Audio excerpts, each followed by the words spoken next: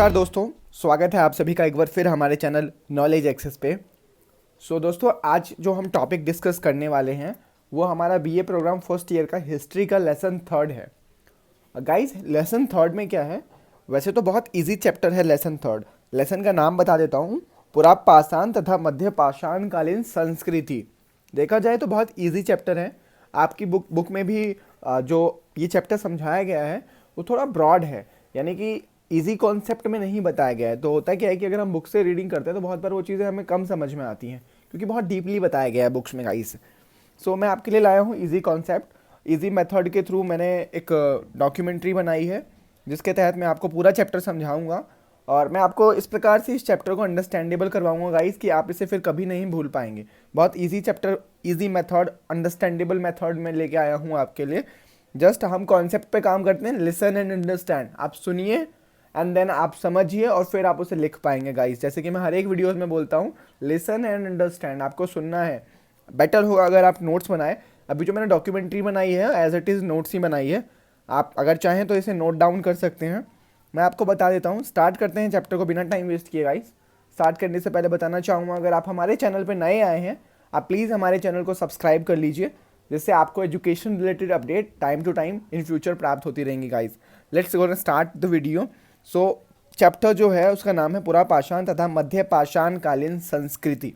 Okay, अब chapter को हम एक बार साइड में रख देते हैं। इससे पहले थोड़ा सा बेसिक कॉन्सेप्ट हम समझते हैं, which is very important guys, क्योंकि चैप्टर तो ईजी है, मैं आपको बताऊंगा चैप्टर ईजी है, बट कन्फ्यूज़न है चैप्टर में। एसओएल की बुक में भी एटलीस्ट 4 पेजेस में ये चैप्टर है, बट समझने में थोड़ा सा प्रॉब्लम आता है, थोड़ा सा कंफ्यूजिंग है चैप्टर, क्योंकि वर्ड ऐसे यूज़ किए गए हैं। मैं आपको अंडरस्टैंड कराता हूँ। पुरापाषाण तथा मध्य पाषाण कालीन संस्कृति, जैसे कि मैंने आपको बताया था, मैंने नोट कर दिया चैप्टर का नाम यहाँ, जैसे कि आप देख पा रहे होंगे, पुरापाषाण तथा मध्य पाषाण कालीन संस्कृति। थोड़ा टच टाइप है गाइस, राइटिंग में भी थोड़ी क्लियर नहीं आएगी, प्लीज़ अंडरस्टैंड कीजिएगा। तो फर्स्ट हम डिस्कस करेंगे पुरापाषाण के बारे में, पुरापाषाण क्या है। Okay, then will come to मध्य पाषाण कालीन संस्कृति। ओके, तो हम डिस्कस करते हैं पुरापाषाण के बारे में गाइस। उससे पहले मैं इन सबको इरेज कर देता हूँ जो मैंने लिखा है। तो पुरापाषाण संस्कृति हम स्टार्ट करते हैं। देखिए, पुरापाषाण संस्कृति को बेसिकली प्रागैतिहासिक युग या काल भी कहा जाता है गाइस। ओके, प्रागैतिहासिक युग या काल, जैसे कि मैंने यहाँ लिखा हुआ है। तो बताना चाहूँगा, आप सबसे पहले हम ये जान लेते हैं कि जो प्रागैतिहासिक है वो क्या होता है। प्रागैतिहासिक जो होता है गाइस, उसे पाषाण काल भी हम कह सकते हैं। पाषाण काल जो होता है, इसका मतलब होता है, पाषाण क्या होता है? पाषाण का अर्थ होता है पत्थर या प्रस्थ। तो पाषाण काल मानव जीवन का एक ऐसा काल था जब मनुष्य का जीवन पत्थर पर अधिक निर्भर होता था। एग्जाम्पल के लिए बताना चाहूँगा, पत्थर से शिकार करता था मनुष्य, पत्थर की गुफा में रहता था, पत्थर से आग पैदा करता था, पत्थर के उपकरणों का उपयोग किया करता था। तो पूर्ण रूप से मनुष्य पाषाण काल में क्या करता था? पत्थर पर निर्भर था। तो इसे हम पाषाण युग भी कह सकते हैं, प्रागैतिहासिक युग भी कह सकते हैं, या प्रस्थ युग भी कह सकते हैं। एक जो वर्ड है उसके डिफरेंट जो टाइप्स हैं केवल, बाकी चीज़ जो है, मतलब अंडरस्टैंडिंग जो है उस वर्ड की, वो केवल एक ही है गाइस। तो स्टार्ट करते हैं हम। प्रागैतिहासिक युग के लिए आप ये भी कह सकते हो ऐसा युग जिस युग का इतिहासकार को कोई भी लिखित साक्ष्य प्राप्त नहीं हुआ।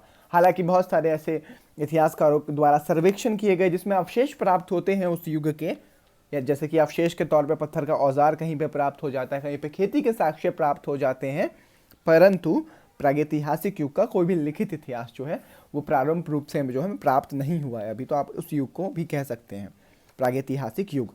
तो नाउ वी कम टू, हमने पढ़ा कि अभी तक जितना मैंने बताया वो था कि पुरापाषाण, यानी कि जो पुरापाषाण काल है वो क्या, मतलब पाषाण काल क्या होता है, जिसे हम प्रागैतिहासिक काल कहते हैं। अब पाषाण काल को गाइस 3 भागों में बांटा गया है। एक तो है पुरापाषाण काल, ठीक है। सेकंड आता है आपका मध्य पाषाण काल, जिसे हम मध्य पाषाण युग भी कहते हैं। एंड थर्ड जो आता है गाइस, उसे कहते हैं नवपाषाण काल, ठीक है। तो बहुत इजी कॉन्सेप्ट बता रहा हूँ आपको, ध्यान से सुनिएगा गाइस, बहुत इंपॉर्टेंट है। देखिए, हमने प्रागैतिहासिक युग को यानी कि पाषाण काल को 3 भागों में बांट दिया।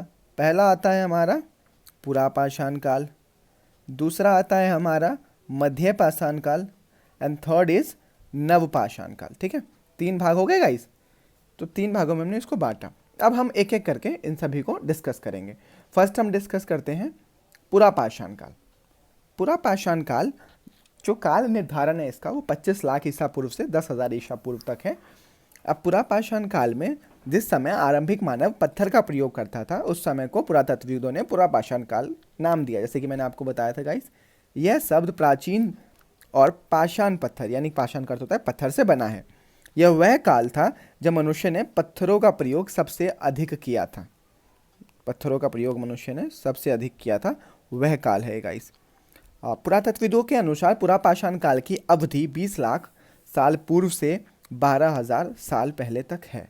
जैसे कि मैंने आपको बताया एक्चुअली गाइस है क्या, जो डॉक्यूमेंट्री मैंने क्रिएट की है उसमें मैंने जो डाटा लिए हैं जो डॉक्यूमेंट्री में लिए हैं बहुत स्पेसिफिक जगह से लिए हैं।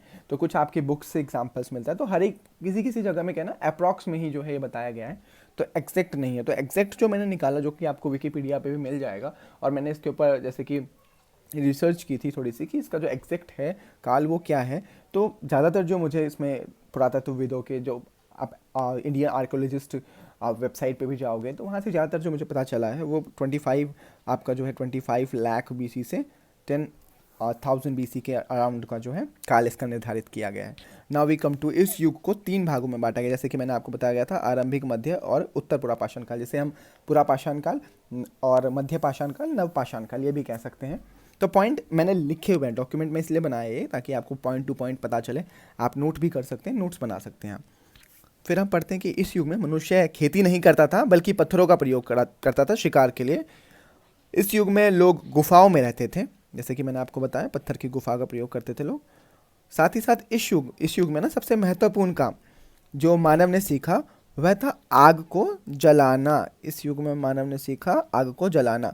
आग का उपयोग भिन्न कार्यों के लिए होने लगा था। दक्षिण भारत में कुरनूल की गुफाओं में इस युग की राख के अवशेष प्राप्त हुए। जैसे कि मैंने बोला था गाइज आपको कि इसके लिखित तो नहीं लेकिन हाँ अवशेष और साक्ष्य सर्वेक्षण के द्वारा जरूर प्राप्त किए गए, तो वो था ये। फिर पुरातत्वविदों ने पुणे, नासिक क्षेत्र, कर्नाटक के हुल्सगी क्षेत्र, इन सभी क्षेत्रों पे इनको पत्थर के जो है औजार भी प्राप्त हुए हैं। आप पढ़ सकते हैं, मैं आपको करा रहा हूँ, इजी पॉइंट्स मैंने दे दिए हैं, आप रीड कर सकते हैं, मैं आपको फटाफट से पॉइंट क्लियर कर देता हूँ। देन 13 पॉइंट हम पढ़ते हैं, इसमें लिखा है अनुमान लगाया जाता है कि इस युग का अंत होते होते जलवायु में परिवर्तन होने लगा। धीरे धीरे इन क्षेत्रों के तापमान में वृद्धि हुई। गाइज जलवायु में परिवर्तन हुआ, तापमान में वृद्धि हुई। इस युग का मनुष्य चित्रकारी करता था जिसका प्रमाण उन गुफाओं से मिलता है।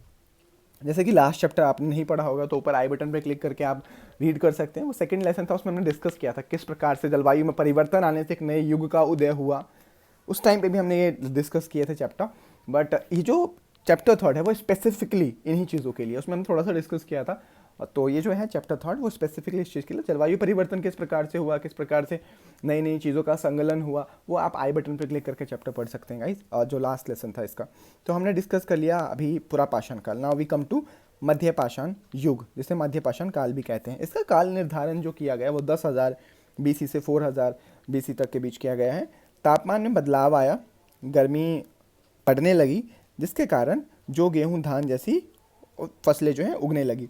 इस समय के लोगों भी इस समय के जो लोग थे वो भी गुफा में बेसिकली रहते थे। पुरातत्वविदों को कई ऐसे स्थल मेसोलिथिक युग के अवशेष मिले हैं। इंग्लिश में से मेथोलिथिक जो युग है वो कहते हैं गाइस, इसलिए यहाँ पे मेंशन किया गया है। फोर्थ है पश्चिमी मध्य भारत और मैसूर यानी कर्नाटक में इस युग की कई गुफाएं मिली हैं। मैथोलिक युग जो है यानी कि मध्य पाषाण जो युग है इसकी बहुत सारी गुफाएं प्राप्त हुई हैं पश्चिमी मध्य भारत और कर्नाटक में। मध्य पाषाण युग में लोग मुख्य रूप से पशुपालक थे।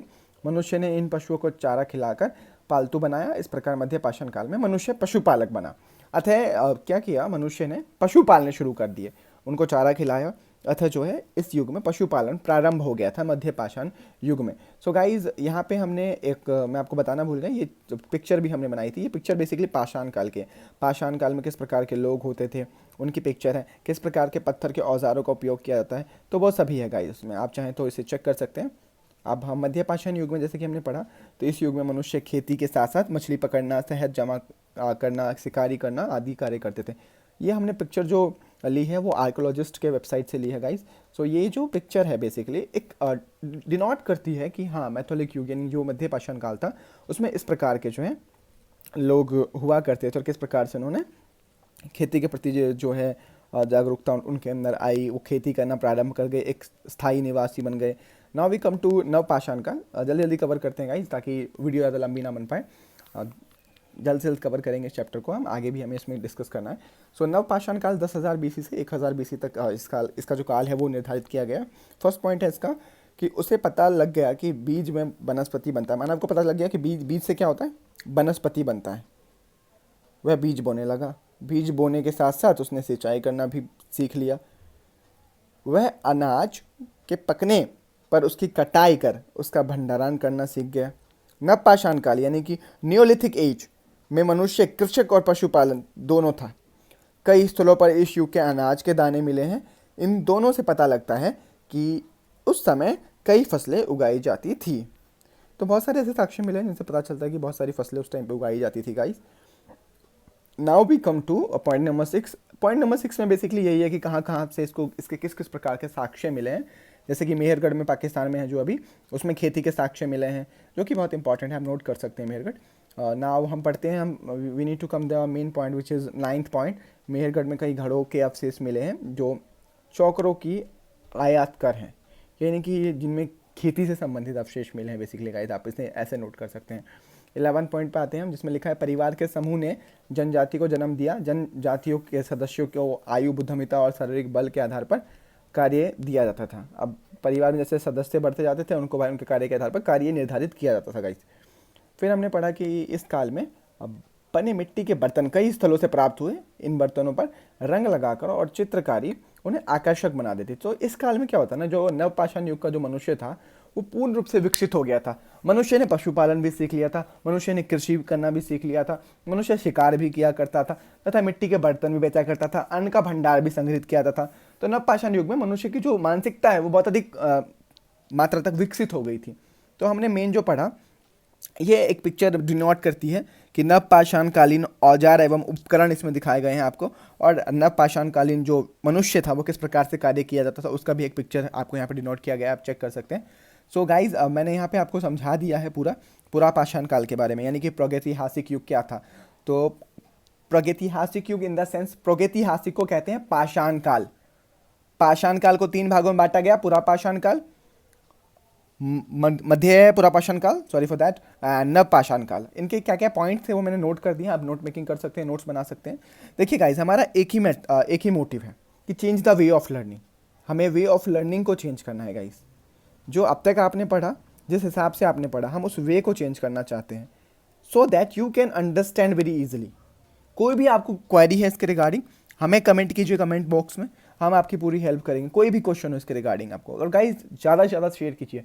आप शेयर करेंगे इस वीडियो को तभी जो और भी बच्चे हैं उनको हेल्प मिल पाएगी। बेसिकली गाइज होता क्या है ना, for specially for SOL students, जो SOL स्टूडेंट्स होते हैं वो रेगुलर की तरह क्लासेस नहीं ले पाते हैं, और उनको वीक में अगर एक क्लास मिलती है, उस क्लास को भी बहुत सारे ऐसे स्टूडेंट हैं जो किसी न किसी कारण से अटेंड नहीं कर पाते हैं, और एट द एंड जब एग्जामिनेशन आता है तो वो चाहते हैं कि किसी तरह से वो इतने प्रिपेयर कर लें कि वो पास हो जाए। जो रियलिटी है गाइस, तो होता ही है कि उनको ऐसा मोटिव, यानी कोई ऐसा प्लेटफॉर्म नहीं मिलता जहाँ से वो करेक्ट इन्फॉर्मेशन और इजी टू अंडरस्टैंडेबल मिल पाए। देखिए, प्लेटफॉर्म बहुत सारे हैं समझाने के लिए, बट मेन थिंग है कि समझाने का तरीका मैटर करता है गाइस। मेरा एक ही मानना है कि बहुत सारे ऐसे एक्सपर्ट्स हैं जो आपको समझा सकते हैं, बट समझाने का तरीका यानी कि वे ऑफ अंडरस्टैंडिंग बहुत मैटर करती है गाइस। मैं भी स्टूडेंट रह चुका हूँ, मैं समझ सकता हूँ कि किस किस प्रकार की प्रॉब्लम्स जो बच्चे हैं उनको फेस करनी होती है। इसी के लिए आपके लिए वीडियो बना रहा हूँ गाइस, तो प्लीज़ आप शेयर कीजिएगा जितना हो सके। एंड अभी मैंने आपको ना, हमारा जैसे कि मैंने बताया था आपको, चैप्टर था पुरा पाषाण तथा मध्य पाषाण कालीन संस्कृत, तो मैंने पूरा पाषाण युग आपको बता दिया है। अब पाषाण युग में थोड़ा सा और रह जाता है, वो भी मैं आपको कवर कर देता हूँ। Now we come to chapter. अब हम चैप्टर एक बार ओपन कर लेते हैं गाइस। सो अभी हमने क्या किया है, हमने चैप्टर अपना ओपन किया है बुक में। Now we gonna look toward the chapter कि चैप्टर में क्या है। हमने एक डॉक्यूमेंट्री मैंने बनाई थी प्रीवियसली, वो रीड की है, जिसमें मैंने आपको पूरा कॉन्सेप्ट क्लियर कर दिया अबाउट पाषाण काल, about pre history, what is pre history and all that. I already told you about that. And now हम डिस्कस करते हैं चैप्टर 3। अब देखिए, चैप्टर 3 में मैंने कुछ पॉइंट्स हाईलाइट कर रखे हैं। चैप्टर का नाम लिखा हुआ आ रहा है आपके सामने, पुरा पाषाण तथा मध्य पाषाण कालीन संस्कृति। हमने क्या किया इसमें गाइस, पुरा पाषाण काल यानी कि हमने पूरा पाषाण काल पढ़ लिया, जिसमें पुरा पाषाण, मध्य पाषाण, नव पाषाण, ये तीनों पार्ट है।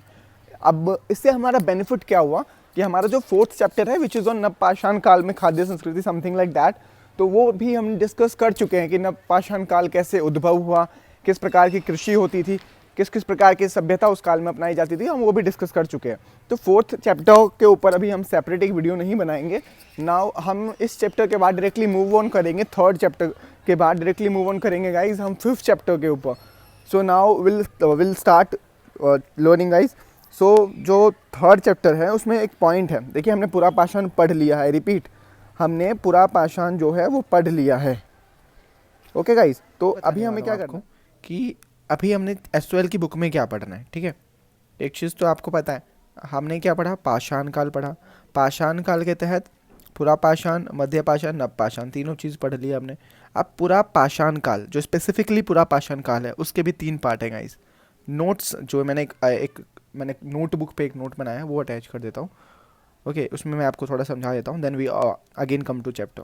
ये जो टेबल है वो आपको ना, अभी इस टेबल में मैंने वैसे प्रागैतिहासिक युग बताया था आपको यहाँ तक अभी इसको नहीं पढ़ना है। अभी इसको आप इग्नोर कर दीजिए, अगर आप चाहें तो एक बार आप वार्म अप कर सकते हैं, आप एक बार रीड कर सकते हैं, बट वो थोड़ा सा अलग कॉन्सेप्ट मैंने लिखा हुआ है। नाउ मैंने आपके लिए जो ईजीएस्ट कॉन्सेप्ट था वो डॉक्यूमेंट्री में ऑलरेडी अटैच कर दिया, आप वहाँ से जाकर उसे एक्सेस कर सकते हैं, जैसे कि प्रीवियस मैंने बताया। सो अभी मैं बता रहा था आपको पाषाण काल के बारे में। तो देखिए पाषाण काल में क्या है, ठीक है, पाषाण काल के बारे में बताया था, जैसे कि मैंने आपको 3 भागों में बता, पूरा पाषाण काल, मध्य पाषाण काल और नव पाषाण काल। ओके गाइज, तो बहुत इंपॉर्टेंट है, आप मार्क माय पॉइंट्स गाइज, बहुत इंपॉर्टेंट बताने जा रहा हूँ आपको, आप नोट कीजिएगा। सो अभी होता क्या है कि अभी हमने पूरा पाषाण काल, चैप्टर का जैसे कि नाम था पूरा पाषाण काल, तो पूरा पाषाण काल को क्या किया, 3 भागों में बांट दिया। 3 भागों में कौन सा बांट दिया, जिसे हम कह सकते हैं निम्न पूरा पाषाण काल, मध्य पूरा पाषाण काल और उच्च पूरा पाषाण काल। आपकी बुकिश, अगर मैं लैंग्वेज की बात बताऊं, यानी कि जो बुकिश आपको स्टेटमेंट दी गई है गाइस वो थोड़ा सा डिफरेंट है। आपके बुक में दिया गया है बेसिकली इसको लेके पूर्व पूरा पाषाण काल, मध्य पूरा पाषाण काल और उत्तर पूरा पाषाण काल। अब पाषाण काल पढ़ा, पाषाण काल में एक पार्ट था पूरा पाषाण काल गाइस। पूरा पाषाण काल को 3 भागों में बांट दिया गया, जिसे हम कहते हैं पूर्व पूरा पाषाण काल, मध्य पूरा पाषाण काल और उत्तर पूरा पाषाण काल, या आप चाहें तो आप इसे निम्न पूरा पाषाण काल, मध्य पूरा पाषाण काल और उच्च पूरा पाषाण काल भी कह सकते हैं। ओके गाइस, तो अब हम इसके बारे में बुक पे चलते हैं दोबारा से, और फिर मैं आपको आगे के बारे में बताता हूँ कि पूर्व पूरा पाषाण काल, मध्य पूरा पाषाण काल, उत्तर पूरा पाषाण काल आपकी बुक में कैसे दे रखा है। ये तो मैंने एक चार्ट बनाया था, उस चार्ट को मैंने डिस्कस किया आपके साथ। उस चार्ट में मेन जो डिस्कस करने का था ना, यही था आपको अंडरस्टैंड कराना कि पूरा पाषाण काल को 3 भागों में कैसे कैसे बांटा गया है और क्या क्या इसका काल निर्धारण है, वो आप इसमें पढ़ सकते हैं गाइज। 5 लाख BC से 5000 BC, 5000 BC to 4000 BC and 40,000 BC to 10,000 BC। तो ये आप यहाँ पर पढ़ सकते हैं। और पूरा पाषाण काल में जो 3 पार्ट दिए गए थे, यानी कि निम्न पूरा पाषाण काल, मध्य पूरा पाषाण काल और उच्च पूरा पाषाण काल, वहाँ उस काल में किस किस प्रकार के औजार मानव द्वारा प्रयोग किए जाते थे वो थोड़ा सा यहाँ पे लिख रखा है गाइज। उसके लिए डीपली में बताता हूँ आपको। चलिए आप बुक की तरफ चलते हैं। Now we come to book. हमने जैसे कि आपको बताया था कि पूर्व पूरा पाषाण काल, तो पूर्व पूरा पाषाण काल में गाइस हाईलाइट कर रहा हूँ कंसर्न्स को, मतलब जो पॉइंट्स हैं उसको आप नोट कीजिएगा। पूर्व पूरा पाषाण काल में हस्त, कुठूर, विदुरीय खंड उपकरणों और संबंधित शिल्प रूपों का इस्तेमाल किया जाता था। किस किस चीज़ का उसमें उपयोग किया जाता था वो बता रखा है। अब इसके साक्ष्य भी मिले हैं गाइस। पूर्व पूरा पाषाण काल का जो महत्वपूर्ण साक्ष्य मिला है वो मेहरगढ़ से मिला है। मेहरगढ़ जो है बेसिकली खेती के लिए जो है वो उस काल में महत्वपूर्ण माना जाता था, तो उससे साक्ष्य मिला है। और जो अभी आपका पंजाब है, पंजाब में सोहना घाटी जो कि अभी पाकिस्तान में है गाइस, वहाँ से इसके साक्ष्य प्राप्त हुए हैं। थार रेगिस्तान और महाराष्ट्र, वहाँ से भी, जिसे मद्रास कहते थे पुराने टाइम में, वहाँ से भी उसके साक्ष्य जो प्राप्त हुए हैं गाइस, वो इसमें नोट कर रखा है, आप यहाँ से रीड कर सकते हैं इसे। और आपको बताना चाहूँगा गाइस, आगे की तरफ चलते हैं। इसमें बता रखा है पूर्व पूरा पाषाण काल में हमने पढ़ा कि कौन कौन से हथियार, जो लास्ट मैंने आपको स्नैपशॉट दिखाया था उसमें हमने पढ़ा कि जो पूर्व पूरा पाषाण काल है उसमें कौन कौन से जो उपकरण हैं, वो हथियार जो हैं वो यूज़ किए जाते थे। सेकेंड हमने पढ़ा कि पूर्व पूरा पाषाण काल के जो साक्ष्य हैं वो कहाँ से मिले।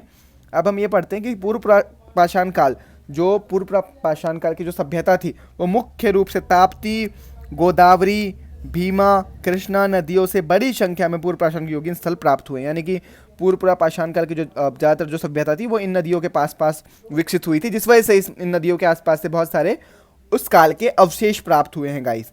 नाउ वी कम टू मध्य पूरा पाषाण काल।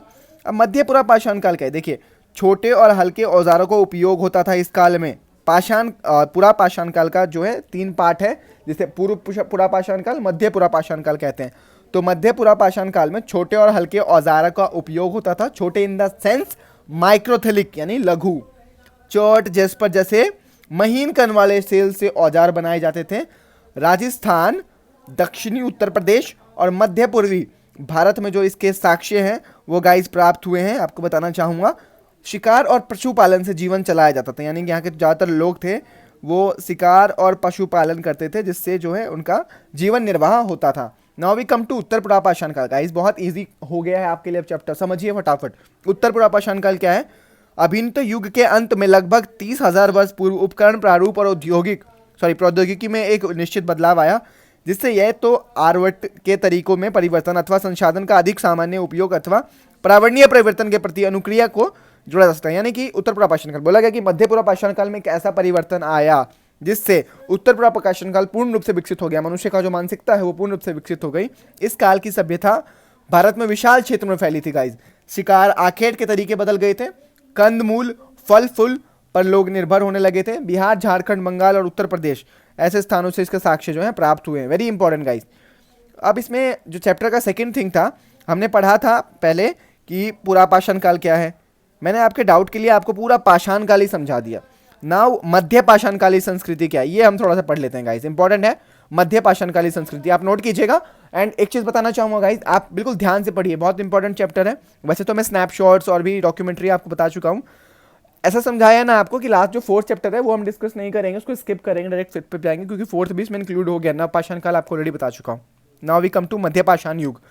अब मध्य पाषाण युग क्या था गाइज? जलवायु में परिवर्तन आया। मध्य पाषाण युग में महत्वपूर्ण कारण था जलवायु में परिवर्तन आया। अब जलवायु में परिवर्तन आने से क्या हुआ? जलवायु में परिवर्तन, वनस्पतियों में परिवर्तन, जीव जंतुओं में परिवर्तन आया। क्योंकि जलवायु में परिवर्तन आया गाइज, पेड़ पौधे, जीव जंतुओं में भी परिवर्तन आया। आखेट, पशुपालक, मछुआरा, कृषक की संस्कृति बदल गई। यानी कि जो लोग होते थे, जो लोग शिकार करते थे, शिकार की संस्कृति बदली। जो लोग खेती करते थे, खेती की संस्कृति में परिवर्तन आए। तो गाइज इसके जो साक्ष्य हैं वो ब्रॉड रूप में राजस्थान, उत्तर प्रदेश, मध्य प्रदेश, उड़ीसा, गुजरात आदि जैसे क्षेत्रों से प्राप्त हुए हैं। राजस्थान के पालतू भेड़ के साक्ष्य भी प्राप्त हुए हैं। यहाँ तक कि कुछ ऐसी गुफाएं जिन गुफाओं में लोग रहते थे, जैसे भीमबेट की गुफाएं होगी, प्रतापगढ़, मिर्जापुर, ऐसे क्षेत्रों में कुछ ऐसी गुफाएं प्राप्त हुई है जहाँ चित्रकारी भी मिली है जानवरों की गाइस। तो मध्य पाषाण ने नव पाषाण युग के लिए मार्ग प्रशस्त कर दिया और नव पाषाण युग को बहुत ही आसान बना दिया, जिससे मनुष्य की मानसिकता वहाँ पे पूर्ण रूप से विकसित हो गई थी गाइस। यही छोटा सा चैप्टर है। आग्रह करता हूँ कि आप ज़रूर इस चैप्टर के नोट्स बनाइए। देखिए नोट्स बनाना बहुत फ़ायदेमंद है। मैं आपके लिए एक वीडियो भी बनाऊंगा अभी, अगर आप लोग चाहते हैं तो, हाउ टू स्टडी इफेक्टिव, इसके लिए भी वीडियो आपके लिए आ जाएगी गाइज। एंड होप शो आप वीडियो को शेयर कीजिए, सब्सक्राइब कीजिए। बेटर अंडरस्टैंडिंग के लिए लिसन टू अंडरस्टैंड के कॉन्सेप्ट पे काम करते हैं गाइज। बहुत ईजी एंड 110% एसओएल में आप अगर स्टूडेंट हैं या फिर आप रेगुलर के स्टूडेंट हैं, एनसी वेब के स्टूडेंट हैं, 110% अच्छे मार्क्स आप अचीव कर पाएंगे गाइज। होप सो पसंद आई होगी आपको वीडियो। कमेंट कीजिएगा कोई भी डाउट हो गाइज। आज के लिए इतना ही, जल्दी मिलते हैं गाइज नेक्स्ट वीडियो के साथ। धन्यवाद गाइज।